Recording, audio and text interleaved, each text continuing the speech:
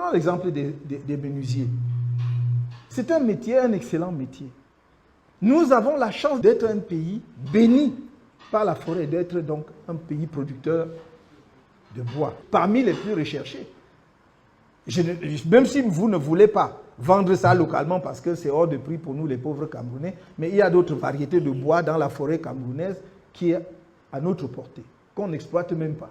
Parce que quand on va chercher le Bubinga ou le Iroko ou bien l'ébène, on détruit tous les autres arbres qui sont autour parce que c'est seulement ça qu'on voit, parce que c'est précieux sur le marché international. Mais on oublie qu'en arrivant là, on a déjà détruit pas mal de bois, le bois blanc léger, mais qui sert aussi à fabriquer d'autres choses de valeur. Donc je dis, les menuisiers, qui sont des micro-entreprises, parfois d'une personne, de 2 ou 3 personnes, déjà en termes d'installation. Ce qu'il y a à faire, c'est 2 choses. Premièrement, trouver un endroit où ces jeunes travaillent et améliorent la qualité de leurs produits. Deuxièmement, leur trouver un endroit d'exposition.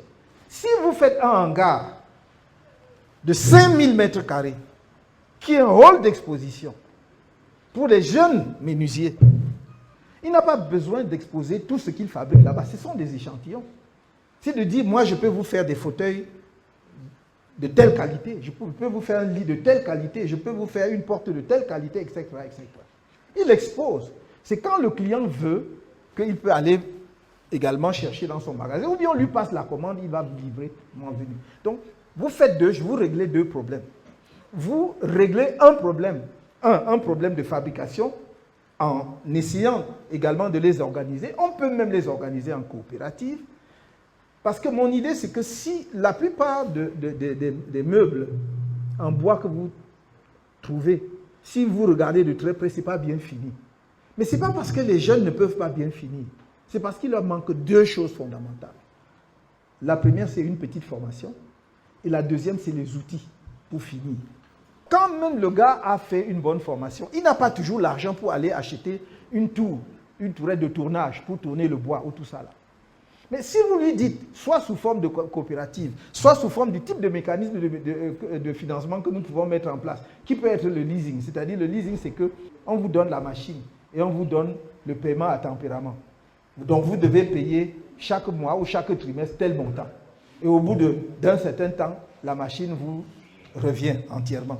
Si vous faites ça, ça veut dire que le fabricant, le petit menuisier là, va améliorer énormément la qualité de son produit. Nous, ici au Cameroun, on aime courir au palais des congrès, là, quand on fait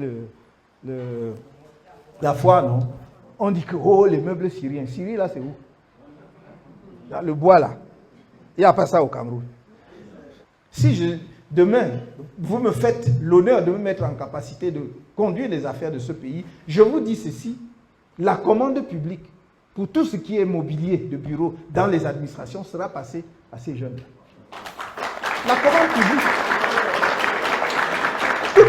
Toute la commande publique. Vous ne pouvez pas aller acheter des choses qui viennent de 1000 km, qui sont parfois la sciure, qu'on a compacté, on a mis le vernis dessus, ça brille là. Alors que vous avez du bois d'œuvre chez vous, du bois lourd, bois massif. Les autres convoitent, ils rêvent, ils disent qu'on va même trouver ça où un jour. Donc c'est justement comme si quelqu'un était à la source et il meurt de soif. Il y a dans le secteur des jeunes qui ont déjà suivi des formations. Certains ont déjà leur CAPI, sortent même parfois des lycées techniques et tout. Mais d'autres ont appris sur le tas. Il faut que ceux-là acceptent de retourner dans des centres, ce que nous appelons les centres de métier. Pour 6 mois, ça peut être 3 mois, parce que ça dépend du niveau que vous avez déjà. Notre objectif, c'est que demain, plus aucun jeune Camerounais ne commence à exercer quoi que ce soit sans avoir reçu une formation. Je ne dis pas sans avoir reçu un diplôme, je m'en fous du diplôme. Parce que les diplômes, là, on accroche au mur dans les salles, dans les maisons de nos parents, ça donne à manger à qui?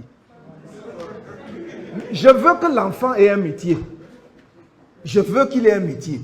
Et quand il va, donc, dans un centre de métier, il va être formé pendant 3-6 mois, donc, à améliorer le bois. Il sait qu'on ne coupe pas le bois n'importe comment. Que voici comment on tourne. Si tu veux tel type de frise, tu veux même sculpter, voici comment on fait. Et à ce moment-là, je ne vois pas au nom de quoi on peut passer la commande ailleurs qu'à eux. Vous voyez donc comment la filière devient extrêmement importante. Et peut-être même, si on veut suivre les économistes qui nous enseignent les grandes théories, là, bon, peut-être comme on disait qu'il est informel, il devient formel. Parce qu'il va prendre de l'ampleur, il va prendre l'importance.